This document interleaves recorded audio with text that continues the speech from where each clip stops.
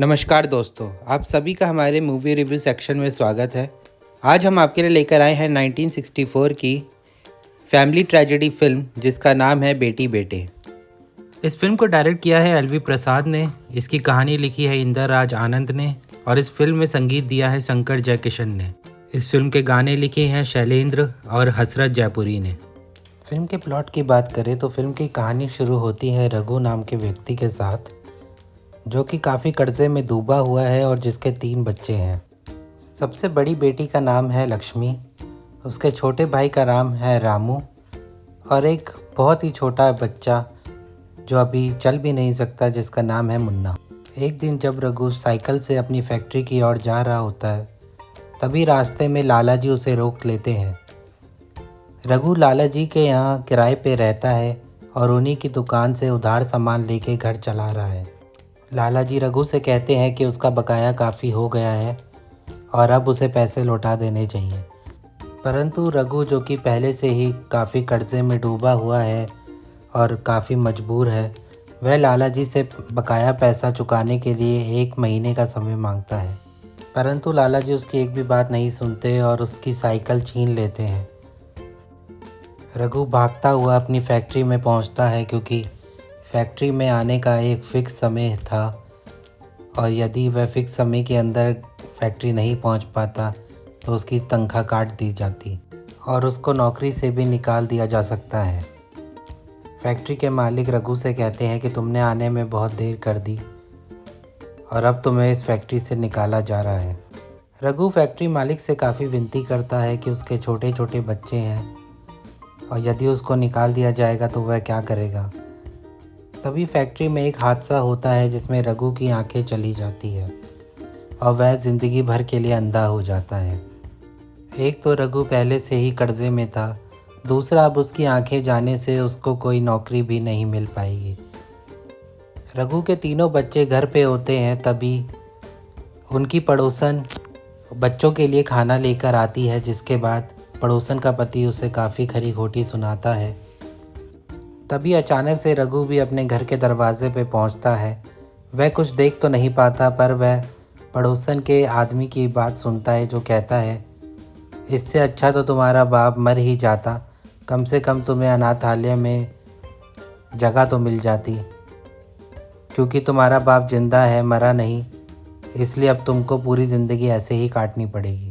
ये सब बातें सुन के रघु को ख्याल आता है कि यदि वह कहीं चला जाए तो उसके तीनों बच्चों को अनाथालय में जगह मिल जाएगी, जहां उन्हें भरपेट खाना और पढ़ाई लिखाई के साजो सामान दिए जाएंगे।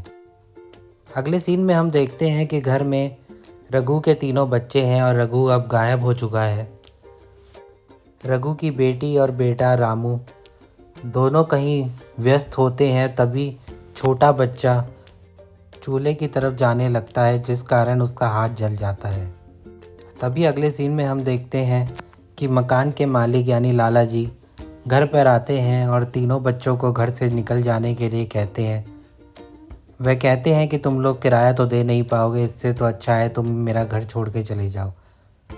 पड़ोस में रहने वाली औरत काफ़ी विनती करती है लाला जी से कि इन बच्चों को मत निकालिए, इनका कोई नहीं है, और अपने पति से भी कहती है कि क्या हम इन बच्चों को अपने साथ रख ले, परंतु उसका पति भी नहीं मानता और ना ही लाला जी इस बात पे सहमत होते हैं, जिस कारण वह तीनों बच्चे अपना झोला लेके वहाँ से निकल पड़ते हैं। लक्ष्मी और उसका भाई रामू और छोटा सा बच्चा मुन्ना एक ट्रेन में सफ़र कर रहे हैं, जो ट्रेन का उसके पास किराया तो नहीं है। तभी एक टीटी आता है और टीटी से डर कर लक्ष्मी मुन्ना को लेकर ट्रेन से उतर जाती है, परंतु रामू वहीं सीट के नीचे सो रहा होता है, इस बात से अनजान होता है कि उसकी बहन और उसका सबसे छोटा भाई ट्रेन से उतर चुके हैं। और इस तरह रामू अपनी बड़ी बहन लक्ष्मी और अपने छोटे भाई मुन्ना से बिछड़ जाता है। अगले सीन में हम देखते हैं कि लक्ष्मी एक घर के बाहर खड़ी है, अपने छोटे से भाई मुन्ना को गोद में लिए। काफ़ी तेज़ बारिश हो रही है, तभी एक गार्ड आता है और उसको वहाँ से जाने के लिए कहता है। वह कहता है, ये साहब लोगों की कोठी है, तुम यहाँ खड़ी नहीं हो सकती। तभी कोठी के अंदर से एक बच्चा निकल कर आता है जिसका नाम है मधु। वह बच्चा उन दोनों को अपने साथ अपने घर के अंदर ले जाता है और नौकर से कहता है कि इनके लिए दूध और खाना लेकर आओ। तभी मधु के पिताजी भी वहाँ आ जाते हैं। मधु के काफ़ी ज़िद करने पे वह लक्ष्मी और उसके भाई को अपने घर रहने के लिए मान जाते हैं। हालांकि वह लक्ष्मी से कहते हैं कि उसको घर के सारे काम करने पड़ेंगे और कई सारे कामों में हाथ बटाना पड़ेगा, क्योंकि लक्ष्मी को सर के ऊपर छत मिल रही थी और उसके भाई मुन्ना का भी यहाँ पर अच्छे से ख्याल वो रख पाती। इस कारण लक्ष्मी भी इस बात पे मान जाती है। तभी अगले सीन में हम देखते हैं कि मुन्ना घर के बाहर बरामदे में बैठा होता है। तभी मधु, जो कि उस घर के मालिक का बेटा है, वह मुन्ना के पास आता है और उसको अपनी सोने की चेन पहना देता है। उस चेन में एक लॉकेट होता है जिसमें मधु की फ़ोटो भी होती है। तभी एक आदमी घर के बाहर आता है और मधु से कहता है कि उसे भूख लगी है, कुछ खाने के लिए ले आओ। मधु, जो कि दिल का बहुत ही अच्छा है, मुन्ना को वहीं बरामदे में छोड़ के घर के अंदर कुछ खाने के लिए लेने जाता है। तभी वह आदमी मुन्ना के गले में सोने की चेन देख के मुन्ना को वहाँ से उठा के ले जाता है। जैसे ही मधु वापस बाहर आता है बरामदे में और मुन्ना को ना पाके वह बहुत ही हैरान हो जाता है। तभी लक्ष्मी को भी यह बात पता चलती है और वह फूट फूट के रोती है। लक्ष्मी का भाई रामू पहले ही उससे अलग हो चुका है और अब उसका सबसे छोटा भाई मुन्ना, जो कि अभी चल भी नहीं सकता, किडनैप हो गया है। दूसरी ओर हम देखते हैं जो चोर मुन्ना को लेके वहाँ से जा रहा था, रास्ते में उसे एक व्यक्ति पकड़ लेता है जिसके साथ उसका बेटा भी है। वह मुन्ना को बचा लेता है और अपने साथ रख लेता है। वहीं दूसरी ओर रामू भी एक स्टेशन पे उतरता है जहाँ वह फूट फूट कर रोने लगता है, क्योंकि उसको अपनी बहन और छोटा भाई मुन्ना कहीं भी दिखाई नहीं देता। तभी एक व्यक्ति, जो कि नाटक कंपनी में काम करता है, वह रामू को देख के उसको अपने साथ ले जाता है। कहानी आगे बढ़ती है और सभी बच्चे अब बड़े हो चुके हैं। तो शुरुआत करते हैं लक्ष्मी के साथ। लक्ष्मी, जो कि अभी भी मधु के घर पे ही रहती है, और मधु अब पढ़ाई करने के लिए और बड़ा डॉक्टर बनने के लिए विदेश जा रहे हैं। हमको पता चलता है कि मधु और लक्ष्मी अब एक दूसरे से प्यार करने लगे हैं। मधु लक्ष्मी से जाते वक्त कहते हैं कि वह 4 साल बाद एक बहुत बड़े डॉक्टर बन के वापस आएंगे। उसके बाद वह लक्ष्मी से शादी करेंगे। जब मधु यह बात लक्ष्मी से कहते हैं तो उनके पिता ये सारी बातें सुन लेते हैं और मधु के जाते ही लक्ष्मी को भी घर से निकाल देते हैं। बात करें लक्ष्मी के छोटे भाई रामू की, जो कि अब लक्ष्मी से बिछड़ चुका है। वह बड़ा होकर एक स्टेज कलाकार बन गया है और नाटकों में कृष्णा का रोल अदा करता है। उसकी आवाज़ बहुत ही सुरीली है, जिससे पूरी ऑडियंस मनमोहक हो जाती है। मैं आपको बता दूं, रामू का रोल निभाया है सुनील दत्त साहब ने। रामू जहां स्टेज शो करता है, उस स्टेज शो के मालिक की बेटी रामू से बेहद ही प्यार करती है, परंतु रामू उसे ज़रा सा भी भाव नहीं देते। स्टेज शो के मालिक रामू से कहते हैं उसे किसी भी हालत में उनकी बेटी से शादी करनी ही होगी। ये सब सुन के रामू वहाँ से भाग जाते हैं। रामू एक बहुत ही बड़े से घर के पास पहुँचता है, जहाँ घर के दरवाजे पे एक गार्ड चारपाई लगा के सो रहा होता है। रामू उसी की चारपाई के नीचे जाके सो जाते हैं। वह घर है एक मिल मालिक जिसका नाम है परमानंद, और जिनकी एक बेटी है जिसका नाम है पारो।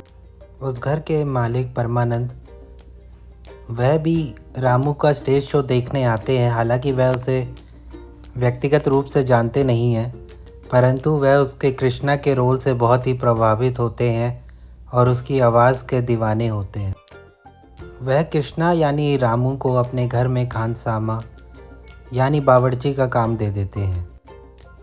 रामू को खाना बनाना तो नहीं आता, परंतु वह किसी भी हालत में स्टेज शो पे वापस नहीं जा सकता, तो वह छुपने के लिए उस घर में बावर्ची का ही काम पकड़ लेता है।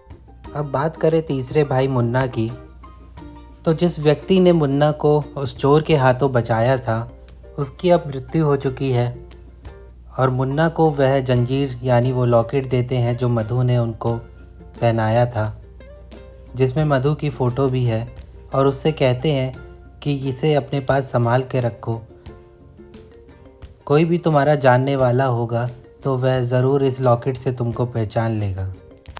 ये सब सुन के मुन्ना भी वहाँ से निकल जाता है। मुन्ना का नाम अब मुन्ना तो नहीं मगर महेश है, और महेश का रोल निभाया है महमूद साहब ने।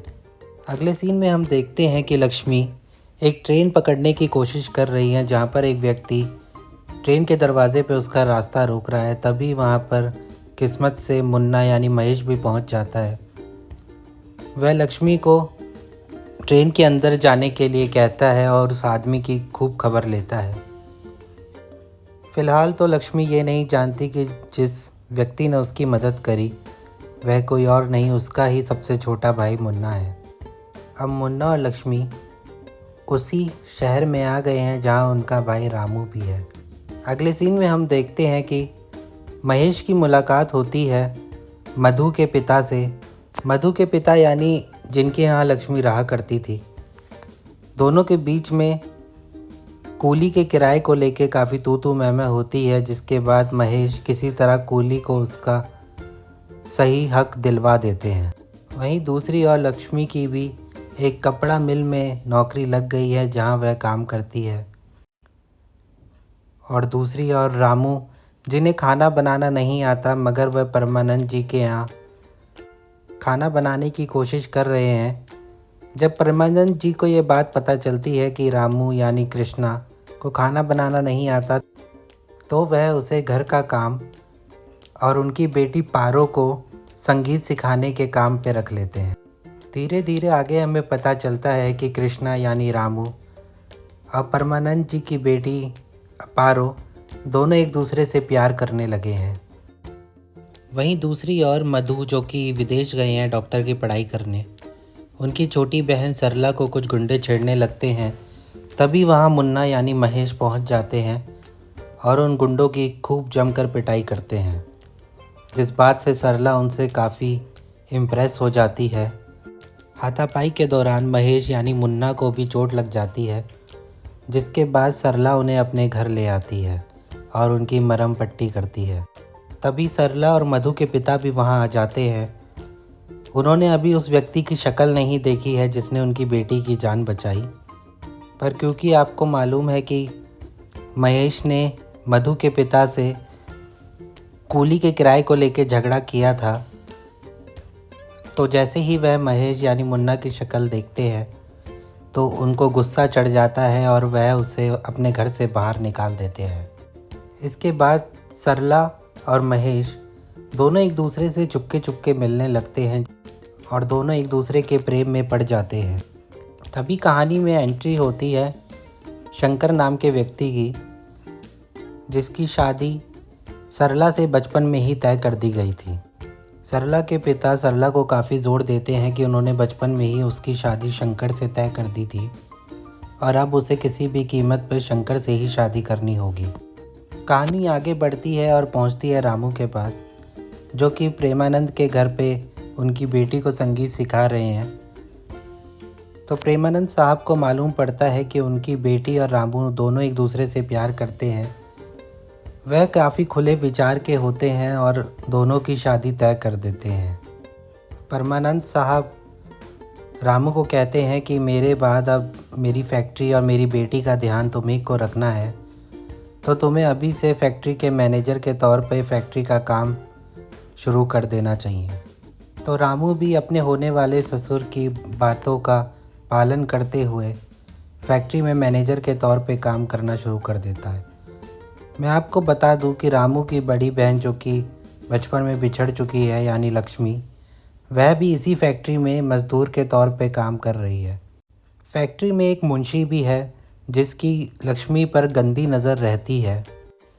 एक दिन जब फैक्ट्री में सारे मज़दूरों को तनख्वाह दी जा रही होती है तो मुंशी जी चालाकी से उसमें से लक्ष्मी का नाम हटवा देते हैं ताकि लक्ष्मी को पैसे मांगने के लिए उनके पास आना पड़े।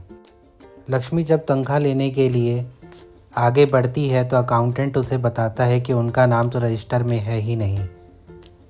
अकाउंटेंट लक्ष्मी को कहता है कि इसके लिए आपको मुंशी जी से बात करनी पड़ेगी और मुंशी जी तो अभी अपने घर चले गए हैं, तो यदि आपको सैलरी चाहिए तो आपको उनके घर जाके बात करनी पड़ेगी। लक्ष्मी, जो कि मुंशी के ख्यालों से वाकिफ़ है, वह पहले मैनेजर साहब से बात करने का निर्णय लेती है और सीधा पहुंच जाती है मैनेजर के पास, जो कि कोई और नहीं उन्हीं का भाई रामू है। हालांकि दोनों अब बड़े हो चुके हैं और एक दूसरे को पहचानते नहीं, क्योंकि वह बचपन में ही बिछड़ गए थे। तो मैनेजर यानी रामू उनकी कोई भी मदद नहीं करते, उल्टा उनको कुछ पैसे देके वहाँ से जाने को कहते हैं।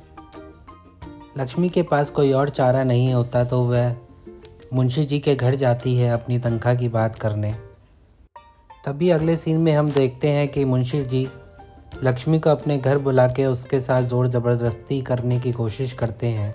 तभी घर के बाहर महेश यानी मुन्ना भी गुज़र रहा होता है और एक लड़की की चीखने की आवाज़ सुनकर घर के अंदर दाखिल होता है और मुंशी की जम के पिटाई करता है। इस हाथापाई में महेश यानी मुन्ना की शर्ट फट जाती है, जिसके बाद लक्ष्मी उनसे कहती है कि आप मेरे घर चलो, मैं आपकी शर्ट को सिल दूंगी। महेश उनकी बात मान के उनके घर चले जाते हैं। जब वह अपनी शर्ट उतार के लक्ष्मी को देते हैं, तभी शर्ट के साथ उनके गले में रखी एक चेन भी शर्ट के साथ चली जाती है और ज़मीन पर गिर जाती है। लक्ष्मी जैसी ही वह चेन देखती है और जैसी वह चेन में लगे लॉकेट को खोलती है और मधु की फ़ोटो देखती है, वह समझ जाती है कि यह व्यक्ति जिसने उसकी इज़्ज़त बचाई है वह कोई और नहीं, उसी का सबसे छोटा भाई मुन्ना यानी महेश है। वह सब कुछ अपने भाई को बताती है कि कैसे बचपन में वह उससे बिछड़ गया था और किसने यह चेन उसे पहनाई है।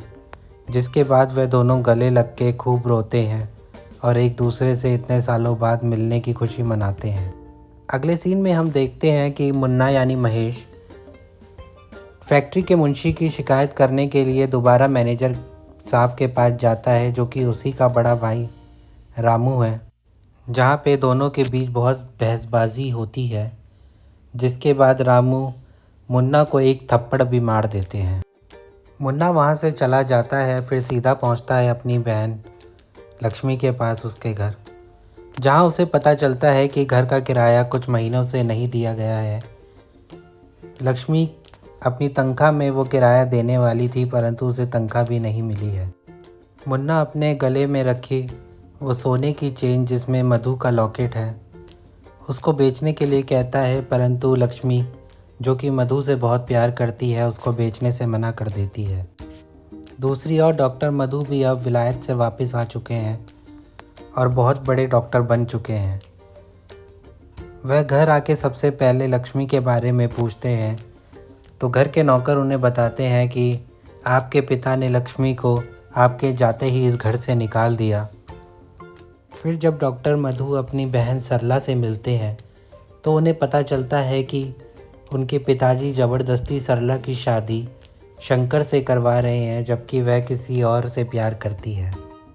डॉक्टर मधु लक्ष्मी को ढूंढने की काफ़ी कोशिश करते हैं, पर उनके हाथ कुछ नहीं लगता। डॉक्टर मधु अपने पिताजी को भी काफ़ी समझाने की कोशिश करते हैं कि उनकी बहन सरला किसी और से प्यार करती है और बेहतर यही होगा कि उसकी शादी उसी से करा दी जाए, वरना उसकी हालत और बिगड़ती ही रहेगी। परंतु उसके पिता उनकी एक बात नहीं मानते और सरला की शादी जिससे तय करी है उसी से कराने की ज़िद पे अड़ जाते हैं। दूसरी ओर मुन्ना घर का किराया जमा कराने के लिए एक व्यक्ति को देखता है, जो कि बहुत ही बूढ़ा होता है और आंखों से अंधा होता है। वह देखता है कि उस भिखारी के पास बहुत सारे पैसे हैं, जिसे वह अपनी पोटली में रख रहा है।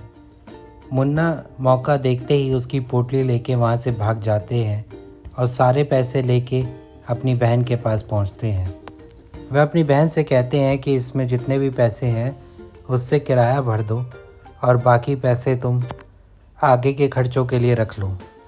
लक्ष्मी जब अपने भाई से पूछती है कि यह पैसे वो कहाँ से लाया, तब वह उसको सच सच बताता है कि एक आंखों से अंधा और बूढ़ा आदमी हर रोज़ एक पोटली से पैसे निकाल के दूसरी पोटली में डालता है।